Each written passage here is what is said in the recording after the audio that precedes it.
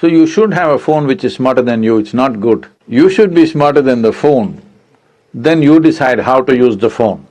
If the phone decides how it should be used, then it's too smart a phone for you. You must choose the dumb phone. About overthinking, see, my problem is, nobody in the world is thinking enough that what you call as my body and what you call as my mind, both are accumulations. Yes? You gathered them over a period of time. All the content of your mind you gathered, the content of your body you gathered from outside. Am I correct? Access. To find access, there are many aspects to it. One important thing is, you have an active, dynamic intelligence. Don't ever think, am I as intelligent as this person or that person? There is no such thing. It's a farce that's been spread in the world. Everybody can sparkle and do things that others cannot imagine.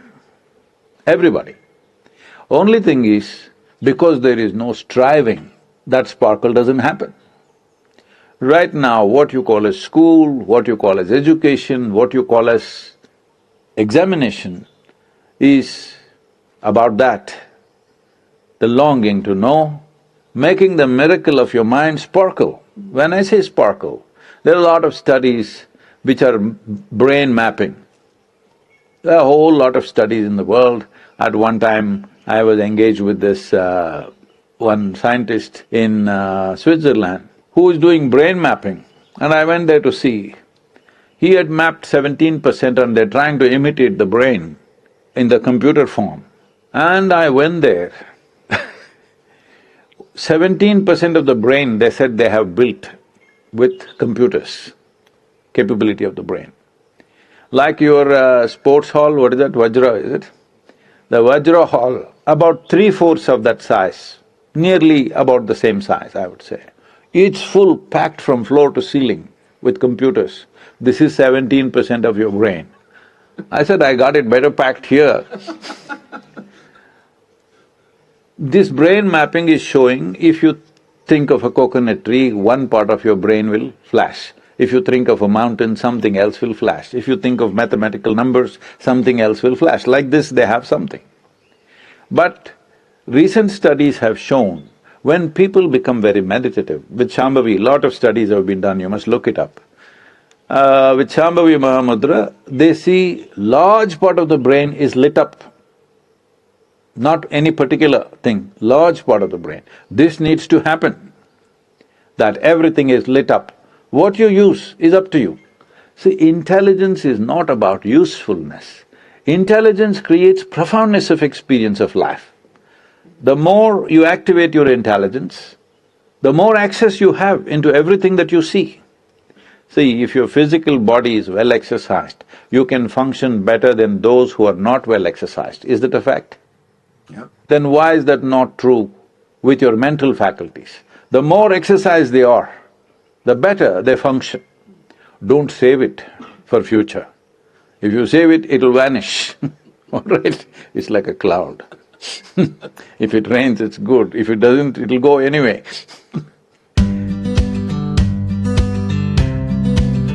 Namaskaram, Sadhguru. My name's Anavi, I'm in 10th grade. So, I feel like very stressed like about my boards and everything. Boards? But, yeah, boards, because I'm in 10th. Boards, Yeah. okay. But You I'm mean not- your examination? This Pariksha Pe Charcha, board. I know what you're saying, but So, I'm not able to like put that stress into action. Like I have time, but instead of using that time to study, I like play something. And yeah, I don't know what to do about it. if you're playing, you're not stressed, obviously.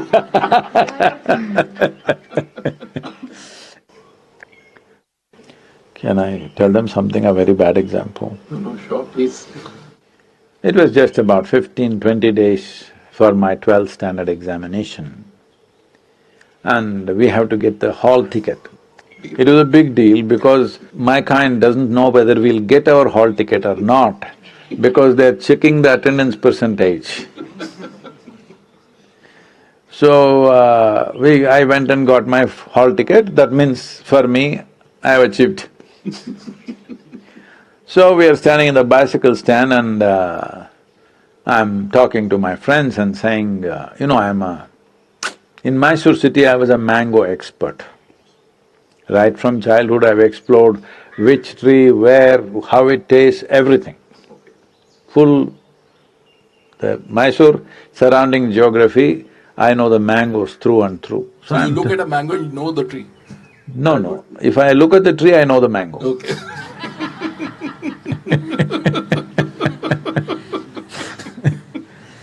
So I know how it tastes, what it is, everything because I've eaten from every tree.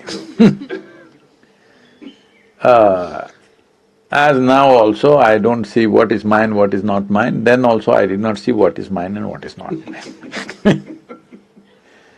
So I'm telling my friends, the university campus, there is the mangoes have all blossomed because first we eat the raw mango at different stages and then when it ripens we eat it in different ways. Mango season is mango, all right?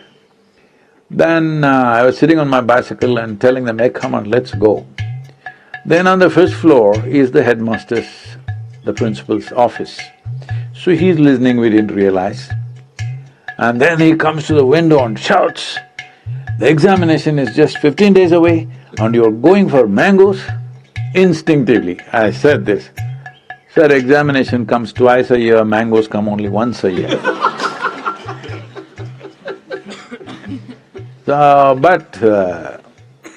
I passed and went on, all right? So, because 15 days means I still don't even have my textbooks yet. I have to beg, borrow from somebody because I invested all that in something else.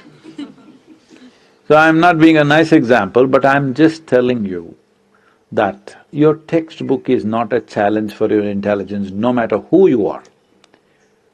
No matter you've not done well in the school till now, but still I'm telling you, for your intelligence, the textbook is not a challenge. You're unnecessarily making it difficult for yourself by approaching it in a certain way. Make your textbook itself into a play. Hello? Make it playful. Why can't you learn playfully? If you learn mangoes, you have to learn the biology of mangoes, isn't it?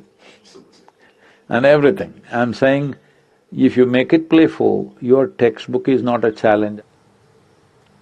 Super. Okay, next question. I'm Siddharth of class 10 and my aim in upcoming 5 months is to score 495 marks in my exams. But I have some distractions that reduce my focus, that sometimes mobile phones, sometimes the social medias, and sometimes overthinking. So could you guide me to overcome from it? Well, social media and that phone companion that you have a smartphone or a dumb phone? Smartphone. Smartphone. See, generally we call somebody smart only if we find them smarter than us. Hello? So you should have a phone which is smarter than you, it's not good. You should be smarter than the phone, then you decide how to use the phone. If the phone decides how it should be used, then it's too smart a phone for you, you must choose the dumb phone. About overthinking, see, my problem is, nobody in the world is thinking enough. They're not thinking enough. You must understand the difference between thinking, that means a conscious process of thought, isn't it? Where you are in control. A conscious process, don't use the word control. Okay. Your thought must be liberated, not controlled. But a conscious process of thought is thinking. Having a mental diarrhea is not thinking. So make the distinction, are your thoughts running away by themselves or are you thinking? If you're thinking, it's fantastic. Yeah. Hello? People are always talking about overthinking. There is no such thing. You must think beyond everybody else. Hello? Only then you'll do something worthwhile. Only if you think beyond everything that's happening right now, you will do something worthwhile, isn't it? If you think what you're thinking is overthinking, then you will try to cool it down because your machine is getting hot. Why is it getting hot? Friction. Why is friction? There's not enough lubrication. Right now any machine, this motorcycle is parked here, you take out the engine oil and ride it. In 3 minutes, this wonderful machine will be finished, yes or no? Same thing with you. No lubrication and you trying to use your mind, boom, it'll break. You call this stress, you call this anxiety, call it whatever, more and more names. The problem is, you don't know how to hold your mind. You don't know how to keep it in alignment. We were talking about geometry. Only what is geometrically well aligned will function smoothly. What is not well aligned will create friction, isn't it? Where there is friction, you lower the activity naturally. Anything which is frictious is stressful to operate. Anything that's frictious, you'll always try to save yourself. So for this we can do something very simple. The simple thing is just this, that what you call as my body and what you call as my mind, both are accumulations. Yes? You gathered them over a period of time.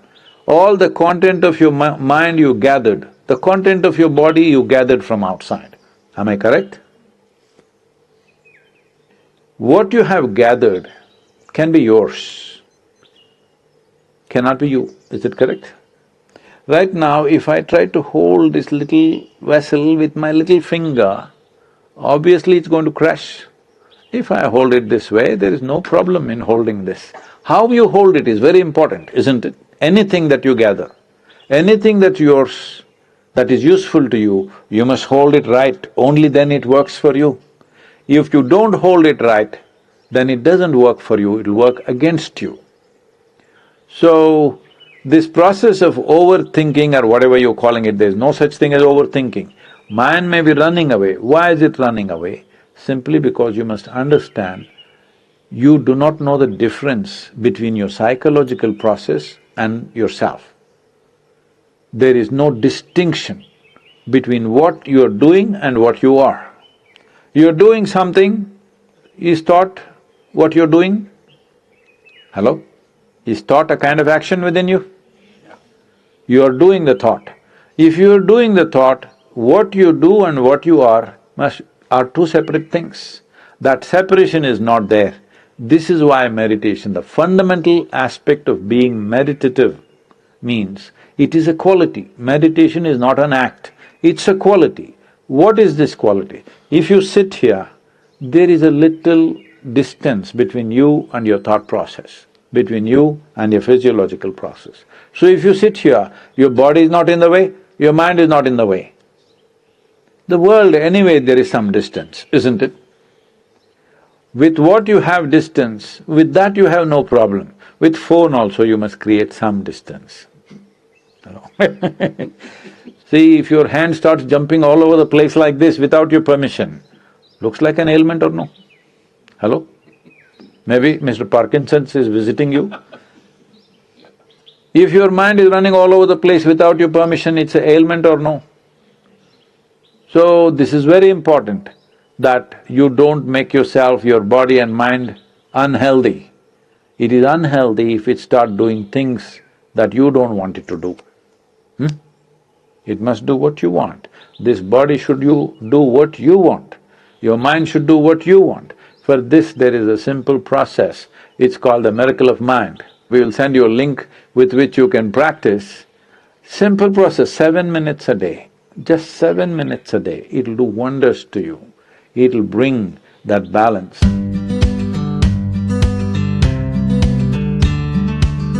So, Sadhguru, now it's time for some techniques, some yoga masterclass from you for all the students who are right now tuned into this broadcast.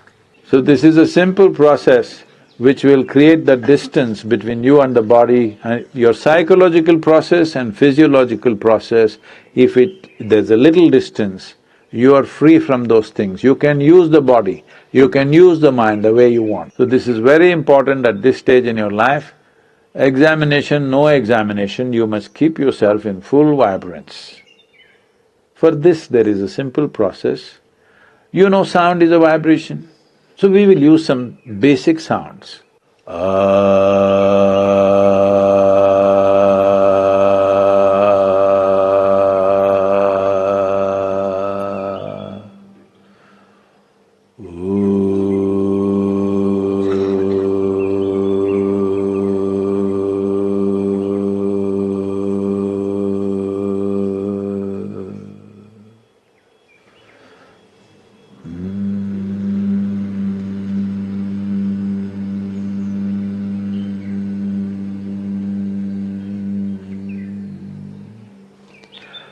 Set some kind of a reminder and for 7 minutes, and 7 minutes. If you can do it twice a day, it'll be fantastic, at least once a day in the morning. Best done on empty stomach, but it doesn't matter, that you do these 3 sounds for 7 minutes. You will see a new resurgence of energy in the system, new level of vibrance in your body and your mind. Whoa. It was an absolute pleasure to have you on Pariksha Pe Charcha 2025, Sadhguru. Thank you for your wisdom. Deeply appreciate this effort. Wow! But it's for the children to make use of it. Not only this, in whichever way, if you bring certain kind of yogic practices, simple things which will bring balance into body and mind, it'll do wonderful things, not just for the examination time. If you bring this into your life, it'll carry you through life without leaving a scratch upon you. Let's make it happen. I hope इस episode से आपने बहुत कुछ सीखा। आपको अब super power मिल चुकी है योगा और मेडिटेशन की, तो अब बस आपको अपने एग्जाम्स की तैयारी करनी है, मुस्कुराते रहना, हंसते रहना है। As our PM sir says, laugh in, laugh out. I learned that there's no point of being stressed. Don't worry about your future or what you're going to do or if you're going to fail. Just be in the moment and give your best. And I should also practice yoga just to keep my mind centered and just to keep it balanced and keep it going. It has made my perspective on exams very different. Once I'm done, I can go back to studying with a fresh mind, a new look, a new approach to everything. Thank you so much, Modi ji, because this initiative itself has given me a feeling that he takes our students also very importantly, and it makes us feel that, okay, studies is not too much, exams is not too much, it's just an obstacle and we shouldn't even consider it as an obstacle. It's really something that we should take lightly, enjoy, and nothing to be stressed about.